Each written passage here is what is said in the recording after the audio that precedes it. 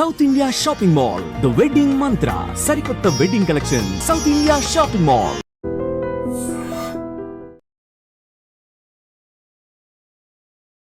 నమస్కారం, welcome to I dream. ధర్మ మార్గం విత్ విజిత కార్యక్రమానికి స్వాగతం.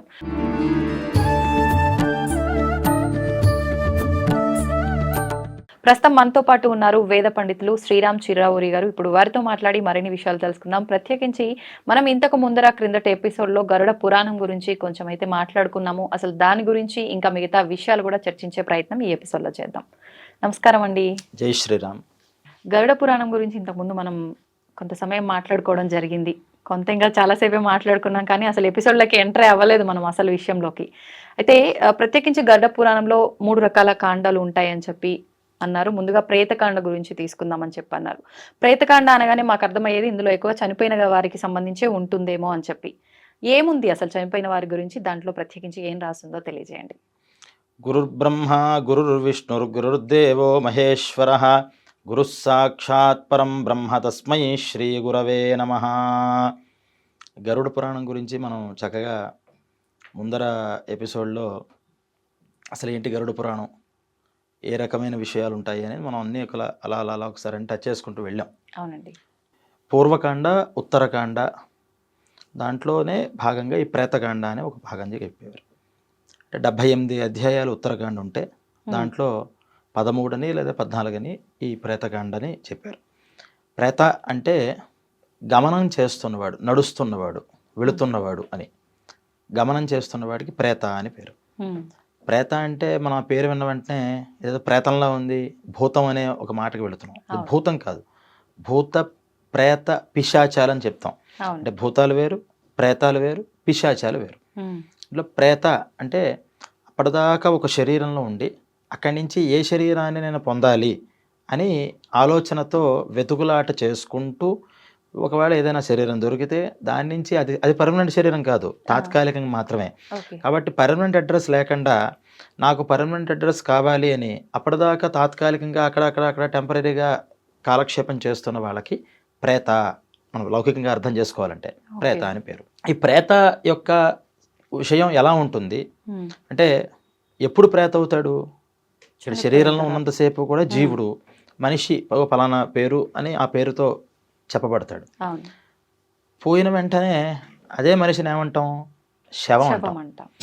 అప్పుడు ఎంత ప్రేమగా ఉన్న తండ్రి గారైనా, భర్త అయినా సరే, ఇంకోళ్ళైనా సరే, ఇంట్లో శవాన్ని తీసుకెళ్తున్నారు, శవం ఉంది అని మాట్లాడతారు తప్పితే నాన్నగారు ఉన్నారు, నాన్నగారిని తీసుకెళ్తున్నారు అని మాట్లాడలేరు. ఎందుకంటే నాన్నగారు అనేటటువంటి పదార్థం దాంట్లోంచి వెళ్ళిపోయింది. కేవలం ఖాళీ శరీరం ఉంది కాబట్టి దానికి శవం అని పేరు పెట్టారు.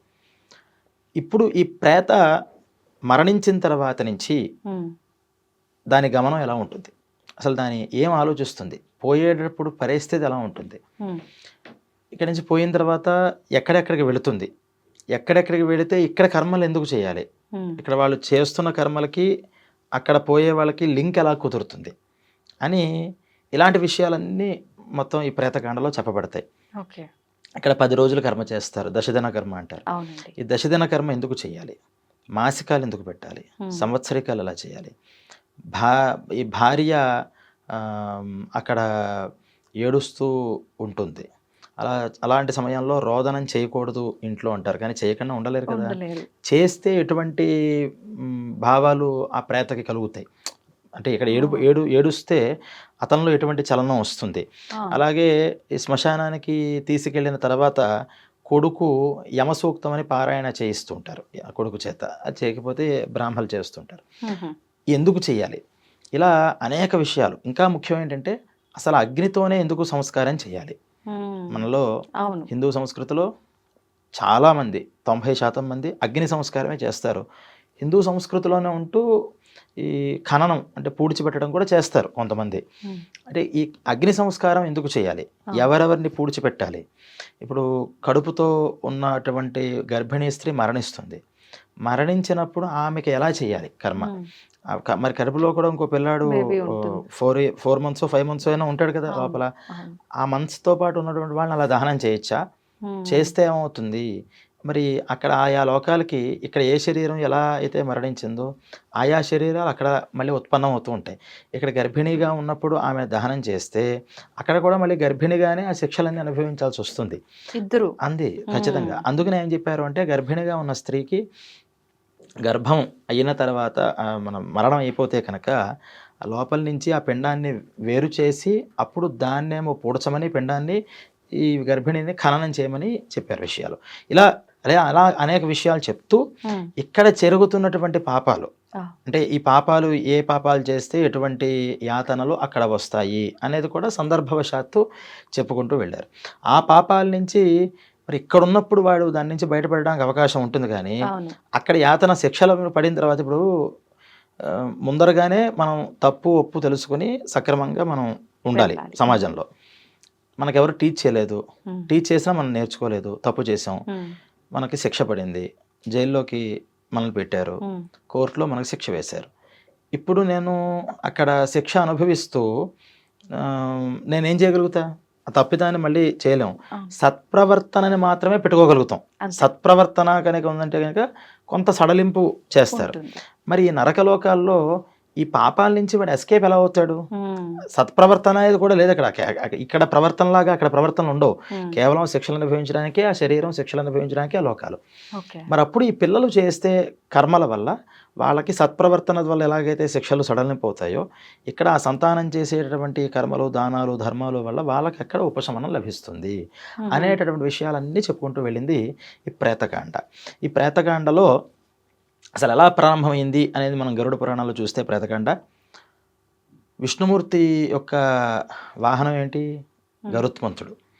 ఆయనకి ఒకసారి అనిపించిందిట, అస్తమానం ఇంక ఇక్కడే విష్ణుమూర్తి దగ్గరే సేవలు చేస్తున్నాం, చాలా మనకి విష్ణు సాన్నిధ్యం మించింది ఇంకోటి ఏం లేదు, కానీ ఆయన ఏమిటి మరి పక్షి ఒక దగ్గర కూర్చోదు కదా, అది అలా విహంగ వీక్షణ అంటారు దాన్నే.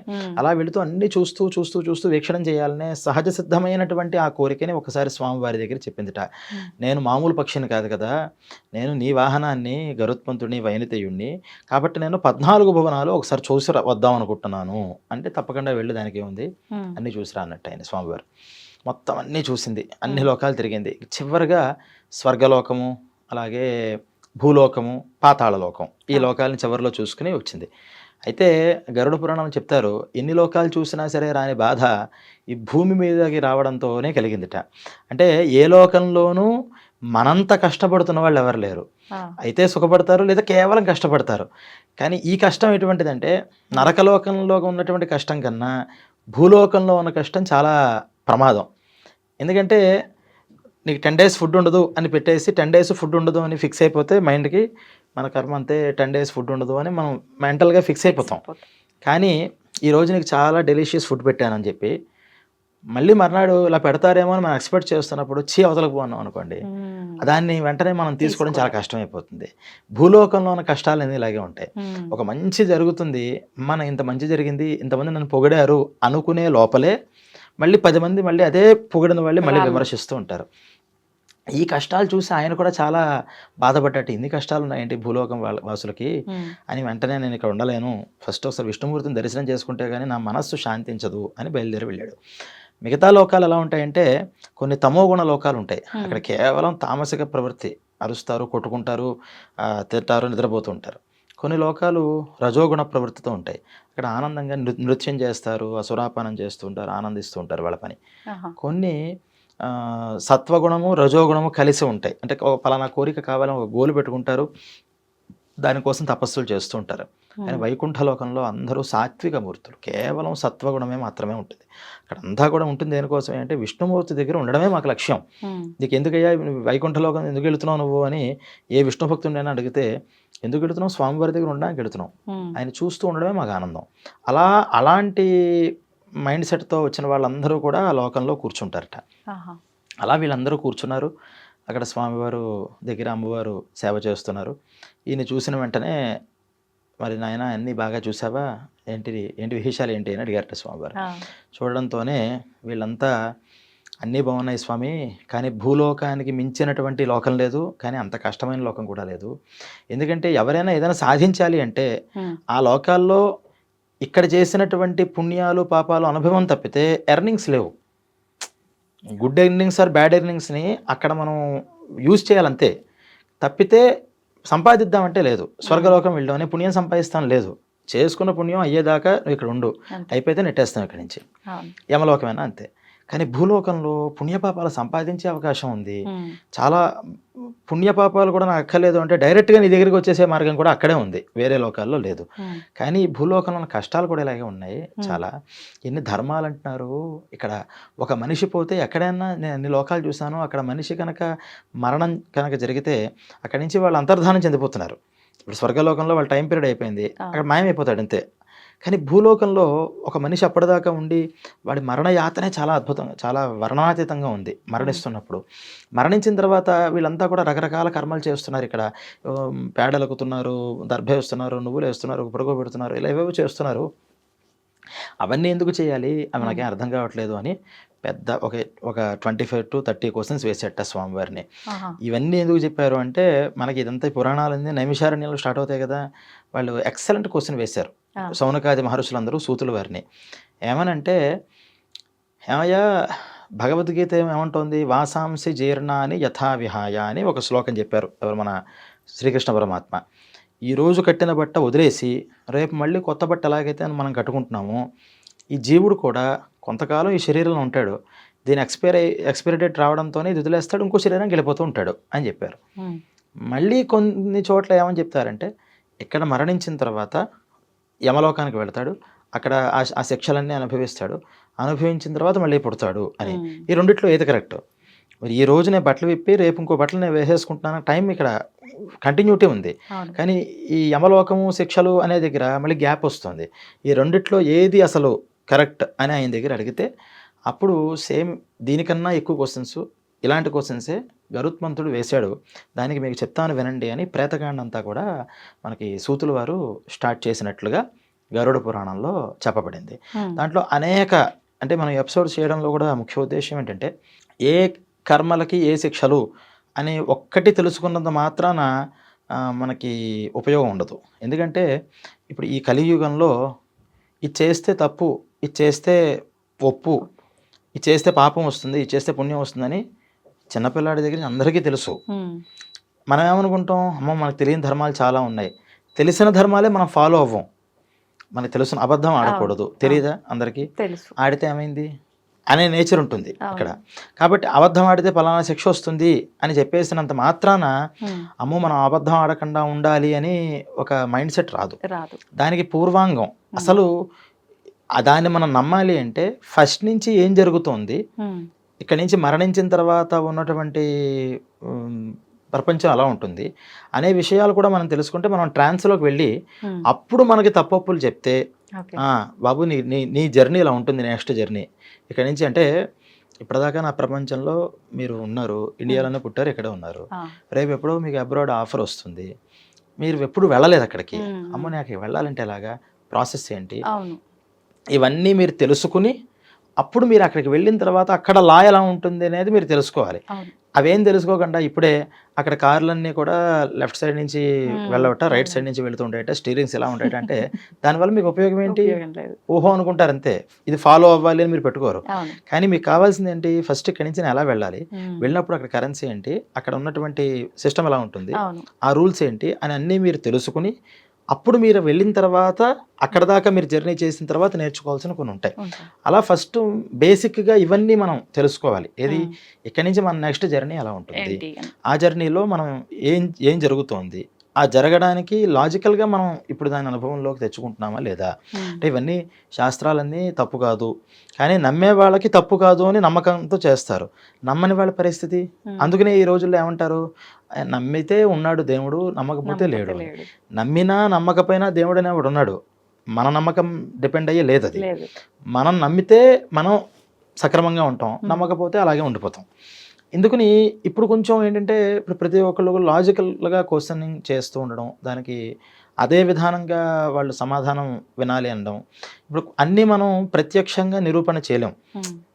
ఎందుకంటే ఫర్ ఎగ్జాంపుల్ మరణించేటప్పుడు ఈ గరుడ పురాణంలో చెప్తారు, 1000 తేళ్ళు ఒక్కసారి కుడితే ఎలాంటి నొప్పి వస్తుందో మనిషి పోతున్నప్పుడు అంత నొప్పిని అనుభవిస్తాడు అని.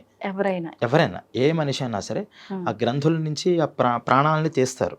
ప్రాణాలని 5 రకాల ప్రాణాలని దాంట్లోకి బయటికి తీసేటప్పుడు అప్పటిదాకా చాలా కాలం దీంట్లో పెన వేసుకుని ఉండిపోయింది కదా, శరీరంతో మమకారం ఉంది, మానసికంగా అందరితోనూ రిలేషన్స్ ఉన్నాయి, అన్నీ కట్ చేయాలి.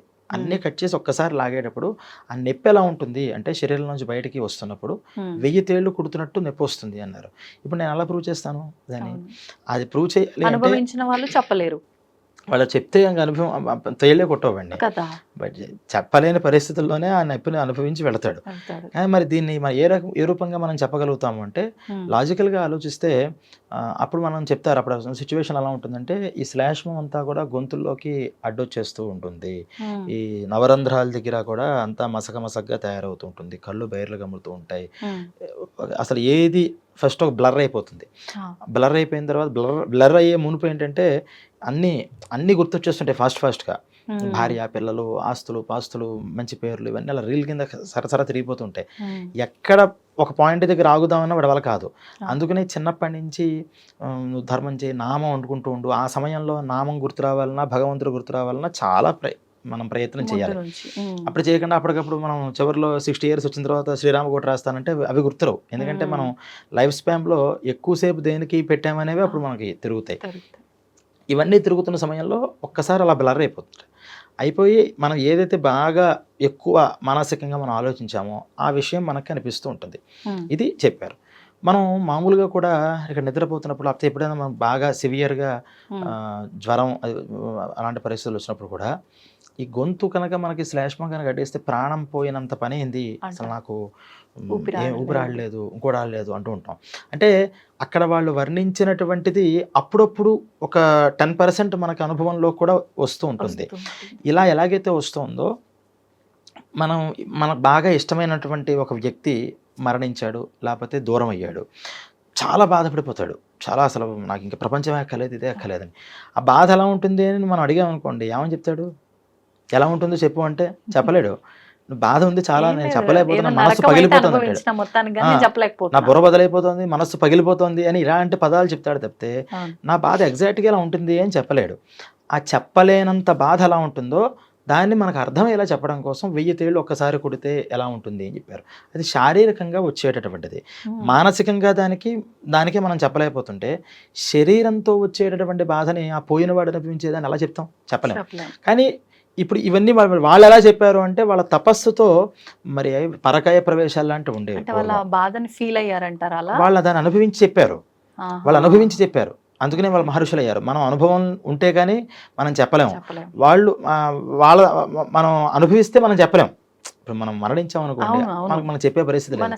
కానీ మహర్షులకి ఏంటంటే ఆ అనుభవించి మళ్ళీ దాన్ని చెప్పగలరు, అనుభవం లేకుండాను దాన్ని చెప్పగలరు. రెండు సిద్ధులు వాళ్ళకు ఉంటాయి. అందుకనే పూర్వం పరకాయ ప్రవేశం అనేటటువంటిది ఉంటుంది. పరకాయ ప్రవేశం అంటే ఇంకోళ్ళ శరీరంలోకి వీళ్ళు వెళ్ళి దాంట్లో కూర్చోవడం.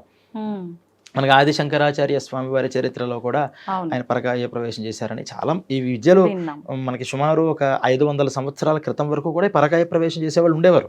తర్వాత కూడా అంటే మనుషుల్లోకి డైరెక్ట్గా కాకపోయినా చిన్న చిన్న పక్షుల్లోకి వాటిలోకి ఏదైనా చిన్న జీవరాశులు మరణిస్తే వాటిల్లోకి పరకాయ ప్రవేశం చేసేవాళ్ళు ఒక 200 years బ్యాక్ కూడా ఉన్నారు. ఇప్పుడు కూడా ఉండొచ్చు ఎక్కడైనా. అంటే అలా వేరే మనుషులు కాకుండా వేరే జీవి మరణించే సమయంలో అయినా అలానే ఉంటుంది.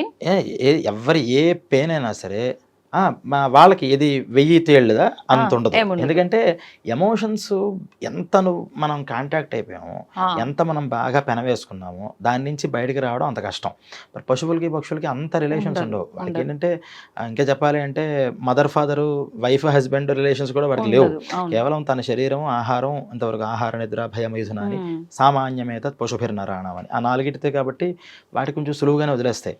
కానీ మనం ఏంటంటే మన ఇల్లు, మన సమాజం, మన దేశం అని చాలా అంటే గుడ్ రిలేషన్స్ అయితే అక్కడ మనకి రాగద్వేషాలు ఉండవు. అంటే నిజంగా ప్యూర్ లవ్ అంటే ఏంటి? ఇప్పుడు చాలామంది లవర్స్ ఉన్నారు కదా, వీళ్ళంతా లవ్ చేస్తూనే ఉంటారు. లవ్ అంటే ఏంటంటే రాగద్వేషాలు లేదు. ఆ మనిషి అంటే నాకు ఇష్టం, ఆ మనిషి సుఖంగా ఉండాలి, ఆ మనిషి నన్ను ఇష్టపడాలి అని అనుకుంటే స్వార్థం అవుతుంది. అది ప్రేమలో ఉండదు. ఆ మనిషి మీద నాకు ద్వేషం లేదు, నా మనిషి నేను ఇష్టపడుతున్నాను కానీ నా మీద ఇష్టం కలగట్లేదు, నన్ను అంత మాత్రం నా కోపం రాకూడదు. ఇలా రాగద్వేషాలు లేనటువంటి ఏ భావం అయితే ఉందో అది ప్యూర్ అనమాట. ఎక్కడైనా దయ, అంటే ఉన్న వాళ్ళు ఎలా అయినా ఉండని, నేను మాత్రం వాళ్ళ మంచిని కోరుకుంటాను. అంతే, నేను ఇష్టపడుతున్నాను తప్పితే వాళ్ళని ఇష్టపడాలనుకోవడం ఏమవుతుంది, పైశాచికత్వం అవుతుంది. నీకు ఇష్టం కలిగింది నువ్వు దాన్ని ఎక్స్ప్రెస్ చేయి. నువ్వు వాళ్ళ నుంచి వచ్చే ఎక్స్పెక్టేషన్స్ అంటే వాళ్ళ బిహేవియర్ బట్టి డిపెండ్ అయి ఉంది అంటే నీ దాంట్లో ప్యూరిటీ లేదు అని అర్థం. ఇలా రాగద్వేషాలకి అతీతంగా మనం ఏదైతే ఒక ఎమోషన్స్తో ఉంటామో ఇటువంటి ఎమోషన్స్ చాలా గొప్పవి.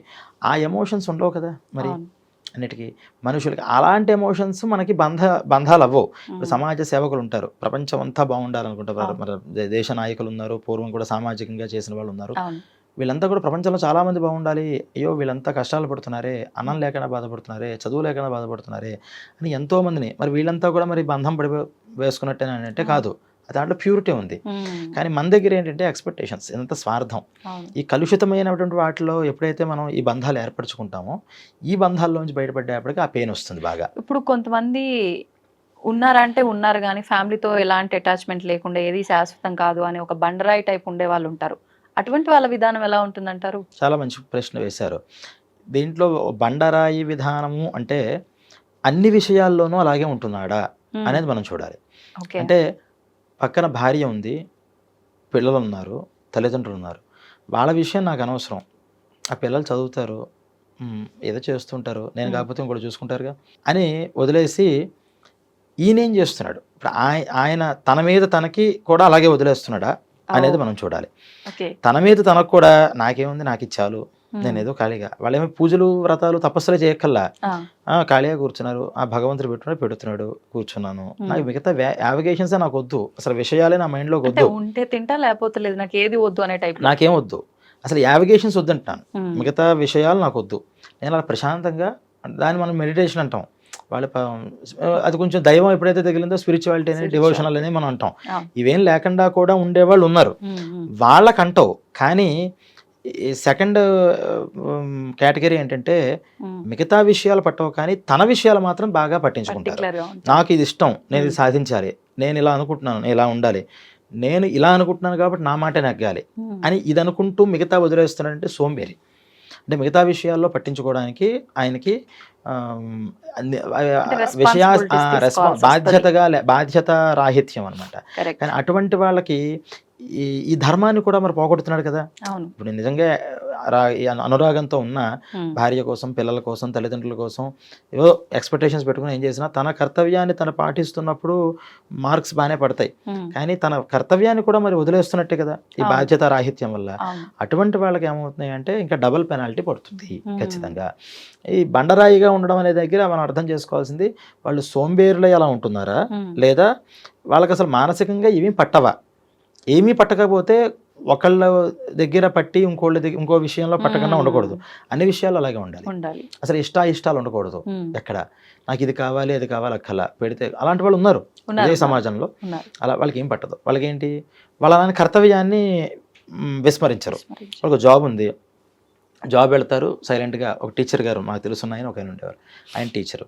ఆయన వెళ్ళి ఆయన పని ఏంటి అంటే స్కూల్కి వెళ్ళాలి, టీచింగ్ చేయాలి, టీచింగ్ 100% ఆ కోర్స్ అంతా కూడా చక్కగా చెప్పేవారు. మిగతా ఇప్పుడు అక్కడ కూర్చున్న తర్వాత చిట్ చాట్ చేసుకుంటూ ఉంటారు కదా మిగతా కొలీగ్స్, అవి ఏం పట్టించుకోరు. ఆయన కూర్చుని ఆయన పుస్తకం, ఎవరైనా మాడితే నవ్వుతారు, ఆయనకేమి మాట్లాడడం ఆ విషయాలు, ఇంకోళ్ళ గురించి పొరపాటును కూడా ఒక బ్యాడ్ కామెంట్ చేయరు ఆయన, అసలు ఇంకోళ్ళ గురించి మాట్లాడరు. ఫస్ట్ ఆయన మాట్లాడితే నవ్వుతారు, పలకరిస్తే బాగుందా మితభాషి. మళ్ళీ అక్కడి నుంచి వస్తారు, ఆయన శాలరీ రావడంతోనే వాళ్ళు ఆవిడ చేతిలో పెడతారు, కూర్చుంటారు, ఇంకే విషయం ఆయనకు అనవసరం, ఇంట్లో కూర్చుంటారు అంతే. ఏంటి ఇంట్లో ఏం కావాలి, తర్వాత ఏంటి ఫ్యూచర్ ప్లానింగ్, అవన్నీ భగవంతుడు చూసుకుంటాడు, నేనేం చేస్తున్నాను, నా ఉద్యోగం చేస్తున్నాను, ఇది ఇచ్చినవాడు అది చేయడా అంటాడంతే, మిగతా పట్టించుకోడు. పాపం వాళ్ళ ఆవిడకేమో వీడి గురించి అర్థం కాదు, ఈయనకేం పట్టదు, అన్నీ నేనే చూసుకోవాల్సి వస్తుందని పాపం ఆవిడకి స్ట్రెస్ ఆవిడకు ఉంటుంది కదా. ఇద్దరు షేరింగ్ చేసుకుంటే వేరు, కానీ శాలరీ ఒకటి ఇచ్చేస్తే మిగతాదంతా బర్డెన్. పాపం ఆవిడేమో అలా ఫీల్ అవుతూ ఉండేవారు.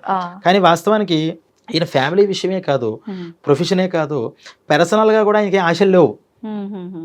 ఆయన మెంటాలిటీనే అంత. అటువంటి వాళ్ళు చాలా ఫ్రీగా ఉంటారు. వాళ్ళ కర్తవ్యాన్ని విస్మరించట్లా. ఉమ్, భార్యకి చేయాల్సింది, భర్తకి చేయాల్సింది, పిల్లలకి చేయాల్సింది, మంచో చెడో అంతవరకు ఆయన చెప్తారు తప్పితే ఆ. ఎక్స్పెక్టేషన్స్ లేవు వాళ్ళకి. వాళ్ళు కర్మయోగులు చెప్పాలి అంటే.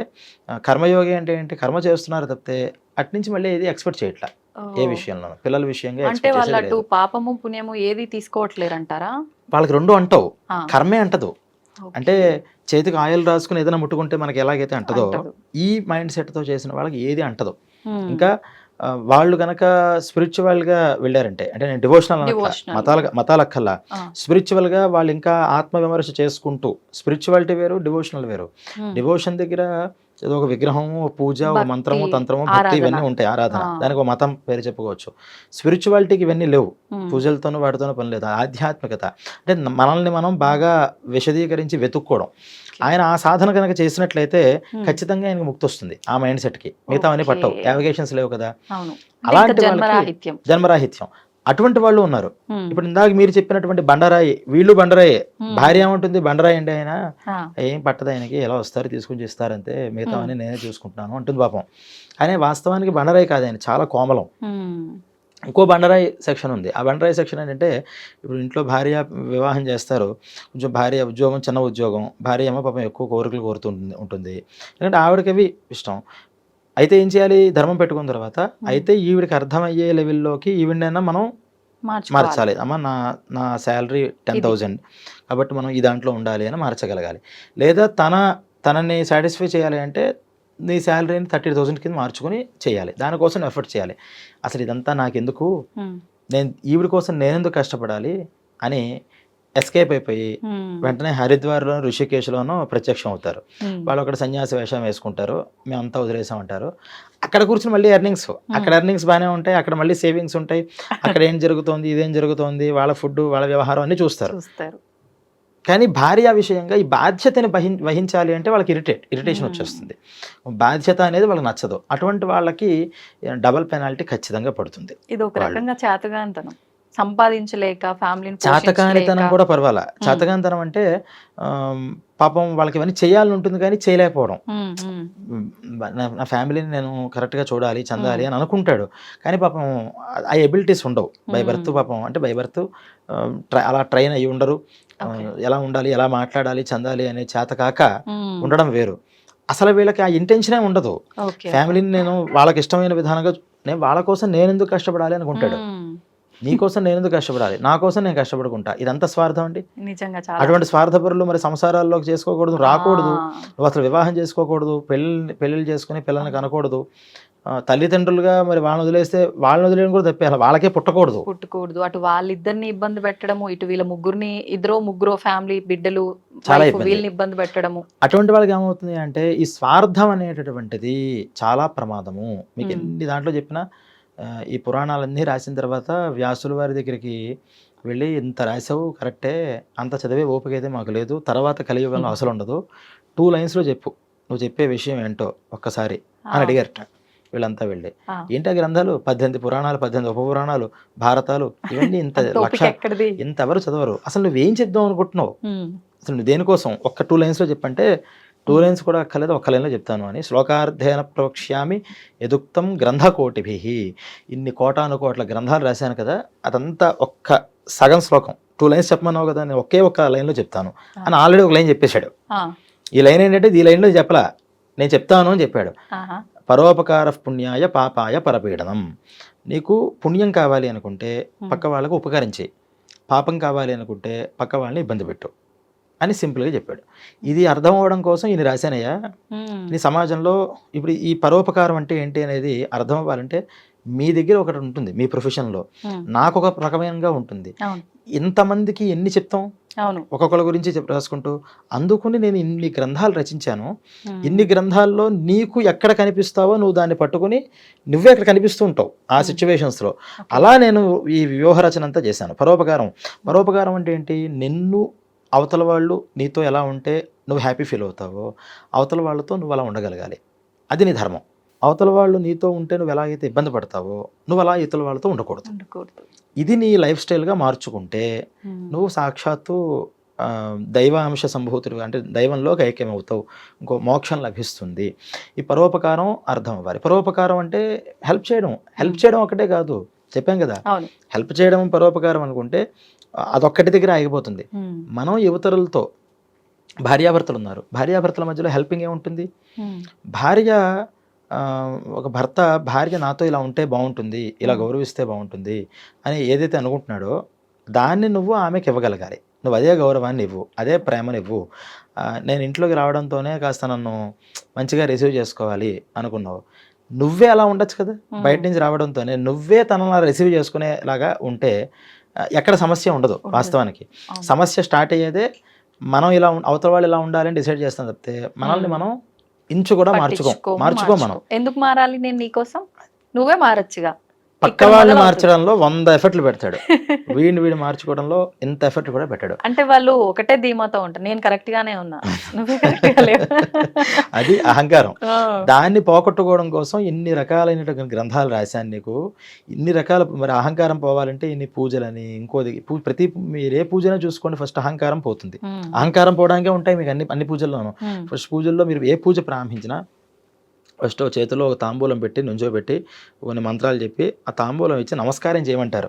నమస్కారం చేయాలంటే మనకు ఎంత అహంకారం పక్కకు పెట్టాలి మనం. అయితే మనం ఎంత తెలియగలవాళ్ళం అంటే నమస్కారాన్ని కూడా ఒక దాన్ని ఏమంటారు, ఒక ఫార్మాలిటీ కింద మార్చేసాం. కొంచెం అలా పక్కకి రండి దండం పెడతాను అనే రకంగా మనం తీసుకొచ్చేసాం. కానీ నమస్కారం చేయడం అంటే అది మన సాటి మనిషే, మనతో పాటు కనిపించే మనిషే, కానీ ఆయనకి మనం తల వంచి పాదాలకి సాష్టాంగ నమస్కారం చేయాలి అంటే చాలా అహంకారాన్ని పక్కన పెట్టాలి. అక్కడి నుంచి ప్రతి ఇన్సిడెంట్ భగవంతుడి దగ్గర చేతులు జోడించండి, సరస్సు ఉంచండి. అంటే ఎంతసేపటికి మన అహంకారాన్ని తగ్గించుకోవడం కోసం ఎటువంటివి ఉపాయాలు ఉన్నాయో అన్నీ చెప్పుకుంటూ వెళ్ళారు అని మనకి ఈ గ్రంథాలన్నీ నీకు చెప్పాను. అందువల్ల పరోపకారం అంటే గుడ్ నేచర్తో యువతలో అందరితోనూ ఉండు, పాపాయ పరపీడనం, బ్యాడ్ నేచర్తో ఎవరితోనూ నువ్వు ఉండకు. దానివల్ల నీకు సుఖదుఖాలు వస్తాయి. ఈ సుఖదుఖాల వల్ల ఈ నరకలోకం స్వర్గలోకం ఇవన్నీ తిరుగుతూ కూర్చుంటూ ఉంటావు తప్పితే బయటకు పడలేవు. సింపుల్గా నీకు చెప్పాను అని చెప్పాట. సింపుల్గా చెప్తే అర్థమైందా? పరోపకార పుణ్య అర్థం కాక మళ్ళీ ప్రశ్నలు వేస్తే మళ్ళీ అష్టాదశ పురాణాలు మళ్ళీ వస్తాయి. అందుకని ఈ గరుడ పురాణంలో కూడా మనం చెప్పింది ఏ దాంట్లో చూసుకున్నా సరే లైఫ్ స్టైల్ మార్చుకోవడం అనేది మనం విద్య ఎందుకు చదువుతామండి? చిన్నపిల్లల్ని మనం ఎందుకు స్కూల్ చదివిస్తాం? ఎడ్యుకేషన్ చేయడం అనేది ఎందుకు ఎడ్యుకేషన్ అంటే బాగా సంపాదించడం కోసమో మంచి లైఫ్లో ఉంటాడనో కాదు, క్యారెక్టర్ బిల్డప్ అవ్వాలి. ఇప్పుడు అటువంటి విద్యలు తగ్గిపోయాయి ఈ రోజుల్లో. క్యారెక్టర్ మంచి పుస్తక నాలెడ్జ్ గానీ అందులో మనకెంత అవసరం ఉంది అనే నాలెడ్జ్ లేదు. అంటే మీకు విద్యా విధానమే మొత్తం మారిపోయింది కదా చాలా. ఇప్పుడు కొన్ని చోట్ల మళ్ళీ మనకి మోరల్స్ కావాలని స్టార్ట్ చేస్తున్నారు, కానీ ఇప్పటిదాకా కూడా ఎందుకు చదువుతున్నాం అంటే ఇంకా వాడికన్నా ఫస్ట్ ర్యాంక్ రావాలి, వీడికన్నా ఫస్ట్ ర్యాంక్ రావాలి, టాప్లో ఉండాలి, మంచి కాలేజ్ రావాలి, మంచి ప్యాకేజ్ రావాలి, అంతే. ఇంకా అక్కడదా అయిపోయింది. మంచి ప్యాకేజ్ వస్తే ఏం చేయండి, మంచి లైఫ్ వస్తుంది, మంచి వైఫ్ వస్తుంది, లైఫ్ అటు వెళ్ళిపోతుంది. కానీ ఈ విద్యని పూర్వం ఎందుకు చెప్పేవారు అంటే క్యారెక్టర్ని బిల్డప్ చేయడం కోసం. వాళ్ళకి లోపల అనేక జన్మ సంస్కారాలతో ఇక్కడ మనం పుడుతూ ఉంటాం. ఆ పుట్టిన వాళ్ళ యొక్క క్యారెక్టర్ బిల్డప్ అవ్వాలి అంటే ఆ విద్యలు తెలియాలి. ఏది వివేకం, ఏది సత్యం, ఏది అసత్యం, ఏది ధర్మం, ఏది అధర్మం అనే విషయాలు వాళ్ళకి తెలియడం కోసం అవి అంటే రూల్స్గా రాసి పెట్టలేదు మనకి. ఇవన్నీ ఇంతే రూల్ అని చెప్పాల. ఒక కథానికని తీసుకొచ్చి ఆ కథని చదువుతూ ఉంటే, ఇప్పుడు రామాయణం అంతా చదివారు అనుకోండి, ఏమర్థమవుతుంది రామాయణం చదివిన తర్వాత? అరే రాముడిలో ఉండాలి మనం, రాముడు చూసావా ఇలా ఉన్నాడు, ఈయనలో ఎన్ని గుడ్ క్వాలిటీస్ ఉన్నాయి, రావణాసురుడిలో కూడా అన్ని గుడ్ క్వాలిటీస్ ఉన్నా సీత అనే విషయం మీద అదొక్క మైనస్ పడడంతో మొత్తం మైనస్ అయిపోయాడు, వెళ్ళని అయిపోయాడు. కాబట్టి పొరపాటున ఎప్పుడు కూడా పరస్త్రీల జోలికి మనం వెళ్ళకూడదు అనేటటువంటిది మనకు అర్థమవుతుంది. అక్కడ చెప్పారు ఆ విషయం. చివరిలో మొత్తం అంతా చెప్పిన తర్వాత ఫలశ్రుతిగా రాముడిలాగా ఉండు, రావణాసుడిలాగా ఉండకు అని చెప్పలేదు. స్టోరీ చెప్పాడు అంతే. అది ఇలా ఎవరికి అర్థం అవ్వాలో అర్థమవుతుంది. కొంతమందికి ఏమర్థమవుతుంది, ఆ రాముడు అన్ని పనులు ఇలా చేసేసి చివరికి రావణాసుడిని అలాగా విభీషణుడిని హెల్ప్ చేసుకుని అతను మోసం చేసి అలా చేశాడని వాడికి అర్థమవుతుంది. అంటే వాడి నేచర్కి అలా అర్థమవుతుంది. ఆయన చెప్పదలుచుకుంది ఏంటి అంటే ధర్మం ఎలా ఉంటుంది, అధర్మం ఎలా ఉంటుంది, నీకు ఏది తోస్తే అది ఫాలో అవ్వు అంతే. ఎందుకంటే ఇది ఫాలో అవ్వు అని ఫోర్స్ఫుల్లీ చేసేది కాదు అది. నీ నేచర్ ఆఫ్ మెంటాలిటీ ఎలా ఉందో దాన్ని బట్టి నువ్వు ఫాలో అవుతావు. కాబట్టి నీకు చూపించడం వరకునే నేను చేయాల్సింది. ఏ గురువులైనా ఆ విద్యను కూడా అలా చూపించేవారు, ఇది మంచి ఇది చెడు అని. తద్వారా ఒక మంచి సంస్కృతి సంప్రదాయాలు ఇవన్నీ కూడా తెలిసేవి. పూర్వం మరి మీ మీ అమ్మగారు వాళ్ళ టైంలో కూడా వాళ్ళు కాలేజీలకు వెళ్ళి చదువుకొని ఉంటారు. వెళితే కాలేజీలో కూడా చాలా మర్యాదపూర్వకంగా మాట్లాడుకునేవారు. ఒక ఆడ మగ వస్తే అప్పటిదాకా స్కూల్స్లో కూడా ఉరై పోవే రావే అనే మాటలు మాట్లాడుకునేవారు కాదు పూర్వం. లేదు, మామూలుగా అంటే ఉరైని ఉసై లేకుండా పిలుచుకునేవారు. కాలేజీలోకి వచ్చిన తర్వాత ఖచ్చితంగా అంటే ఒక వయసు వచ్చిన తర్వాత అమ్మాయికి మగపిల్లల్ని పేరు పెట్టి పిలిస్తే అలా పిలవకూడదు, అయితే వరుస పెట్టి పిలవాలి లేదా గారు అని పిలవాలి అని నేర్పించేవారు. కాలేజీలోకి వెళ్ళిన తర్వాత కూడా ఆటోమేటిక్గా ఫ్రెండ్ అయినా సరే ఒకరినొకరు గౌరవ వాచకంతోనే పిలుచుకుంటూ ఉండేవారు. ఒకవేళ ఇంకా ఏదైనా చిన్నప్పటి నుంచి స్నేహితుడు అయిపోతే కనుక అప్పుడు ఉరై ఉసైలు లేకుండా పిలిచేవారు. ఇప్పుడు ఏమైపోయిందండి, భర్త లేదు, భార్య లేదు, ఎవరు లేదు, అందరూ ఉరై ఉసైలే. అంటే దీనివల్ల అంటే పిలిస్తే తప్పేంటంటే అది పిలిస్తే తప్పే ఉండదు, ఎలాగైనా పిలవచ్చు, కానీ దాని ఇంపాక్ట్ అన్ని విషయాల్లోనూ పడుతుంది. అంటే ఒక కేర్లెస్ తనం, ఒక గౌరవం ఇవ్వాలి, మనం పుచ్చుకోవాలి అనే నేచరే మనం పోతున్నాం కదా. గౌరవాలే ఉన్నాయి, ఇలా పిలిస్తే తప్పేంటి, నీకు అంత గౌరవం ఇవ్వాలా అంటే అహంకారం ఇంకా పెరుగుతోంది తప్పితే తగ్గట్లా. అందుకని మన లైఫ్ స్టైలే మారిపోయింది. ఈ లైఫ్ స్టైల్ మనం ఏ గ్రంథాలు చదివినా, ఏ విద్యలు చదివినా, ఏ పురాణాలు చదివినా, ఇప్పుడు నేను ఎపిసోడ్లు చేసుకున్నా, చివరికి ఏంటి మనకి అంటే దాన్ని బేస్ చేసుకుని మన లైఫ్ స్టైల్ మనం మార్చుకోవడం కోసమే. అందువల్లే ఈ గరుడ పురాణం కూడా మనం చెప్పుకునేది దేనికోసం అంటే దీన్ని బట్టి ఇవి వినడం వల్ల వింటే మనం డైరెక్ట్ పాయింట్స్ ఉండవు. చెప్పాను కదా, నేను కూడా ఎలాగే చెప్తున్నానంటే అదే ప్యాటర్న్ నేను ఫాలో అవుతున్నా. డైరెక్ట్గా ఇది శిక్ష, దీనికి ఇది ఇలా అయిపోతే మీరు నాశనం అయిపోతారు, అదే అయిపోతారు, ఇదే అయిపోతారంటే ఈ కామెంట్లు పెట్టేవాళ్ళు కూడా రకరకాలుగా పెడతారు. అంటే ఇది ఒక ట్రోలింగ్కి ఇది ఒక కంటెంట్ మనం ఇచ్చినట్టు అవుతుంది. దానివల్ల వాళ్ళకి టైం వేస్ట్, నాకు ఇంకా టైం వేస్ట్. దానికన్నా మనం ఒక సంప్రదాయ పద్ధతిలోకి వాళ్ళని మనం తీసుకుని రాగలిగితే కొంచెం సమయం ఎక్కువైనా వాళ్ళు విని థింకింగ్ ప్రాసెస్ ఎలా చేయాలి, ఆలోచన ధోరణి ఇలా ఆలోచించాలి, మనం ఇలా చేయాలి అని వాళ్ళకి తెలియకుండానే వాళ్ళ మీద ఒక ఇంపాక్ట్ పడుతుందేమో అని ఒక చిన్న ప్రయత్నం. దాంట్లో భాగంగా ఈ గరుడ పురాణాన్ని మనం చెప్పుకుంటున్నాం. దీనివల్ల ఇది విన్ని మనం నేర్చుకోవాల్సింది ఏంటి అంటే కర్మ మీద శ్రద్ధ. మనం చేస్తున్నాం, రిచువల్స్ ఎందుకు చేస్తున్నాం, ఆ చేసేది దాంట్లో మనం ఎందుకు శ్రద్ధగా చేయాలి, ఎందుకు చేయాలో తెలుసుకుని చేయడం వల్ల ఆ శ్రద్ధ అనేది వస్తుంది. ఇప్పుడు అది లేకే కదా, బ్రతుకున్న తల్లిదండ్రులని చూడట్లేదు, పోయిన తర్వాత కూడా వాళ్ళకి అసలు పూర్తిగా లేదు. మళ్ళీ ఇప్పుడు వాళ్ళకి ఏదైనా ప్రతిబంధకాలు అంటే పిల్లలు పుట్టకో పిల్లలకు పెళ్ళకపోతే మళ్ళీ ఆస్ట్రాలజర్స్ దగ్గరికి వెళితే నీకు పితృశాపం ఉంది అంటే అప్పుడు మళ్ళీ నాసిక పరిగెత్తాలా, గోకర్ణం పరిగెత్తాలా, ఆ పరిహారం చేసుకోవాలా, ఈ పరిహారం నారాయణ బల్లో అని వాటి వెనకాల తిరుగుతారు. ఉపయోగం ఏంటి? ఉన్న తల్లిదండ్రులను చూసుకోవట్లేదు, పోయిన తల్లిదండ్రులకి నువ్వు చేయాల్సిన కర్మలు చేయట్లేదు, సడన్గా వెళ్ళిపోయి నీ పిల్లలకు అదంతా మళ్ళీ ఇంకా స్వార్థం కాదు. అంటే తల్లిదండ్రులని ప్రేమతో చేయాలి ఫస్ట్ పాయింట్, ధర్మంతో చేయాలి సెకండ్. అది కూడా కాకుండా నీ పిల్లలు బాగుండడం కోసం అంటే మీరందరూ భూతాలు, మా పిల్లలు నేను చేయకండి, నీకు ఇది పడేస్తున్నాను, ఎంత దారుణం అంటే అంత దారుణమైన క్రిమినల్ మెంటాలిటీలోకి సమాజం వెళ్ళిపోతుంది అనేటటువంటి ఒక ఆవేదనతో మనం దీన్ని చెప్పుకోవడం జరుగుతుంది. అందువల్ల ఇది మనం ఇలా కొనసాగించి తర్వాత ఈ వాళ్ళు వేసిన ప్రశ్నలు, గరుత్మంతుడు వేసిన ప్రశ్నలు కానీ అలాగే సౌనకాది మహర్షులు వేసిన ప్రశ్నలు కానీ అన్నీ కూడా అలా మనకి మొత్తం అంతా కవర్ చేయడానికి మనం ప్రయత్నం చేసుకుందాం. తప్పకుండా అండి. నిజంగా అంటే మనం ఎంత తక్కువలో ఎపిసోడ్ చేయాలన్నా కూడా టాపిక్ అసలు నిజంగా తక్కువ చేయకపోవడమే ఉత్తమమేమో. నిజంగా ఇలా మనం కొంచెం ఎక్కువగా చెప్పుకుంటేనే వివరంగా అర్థమవుతుందేమో అనిపిస్తుంది. నిజంగా చాలా చక్కగా వివరించారు. వింటా ఉంటే ఇంకా నాకు ఇంకా వినాలి, అయ్యో చెప్తే బాగుండు, ఇంకా చెప్తే బాగుండు అనిపిస్తుంది.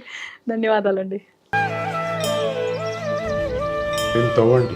తవ్వుతున్న శివలింగం సరే దాన్ని అట్లా కప్పేసేయండి, చూపించదండి. Krishna is there. మూర్తి పూజ కాదు, సాక్షాత్ బ్రజేంద్ర నందన భగవాన్ ఉన్నారు మూర్తిలో. ఏమీ ఆశించకుండా ఆరాధించే వాళ్ళు కూడా ఉన్నారా ప్రభుజీ? నిజమైన భక్తి అంటే మనకు తెలియదు కాబట్టి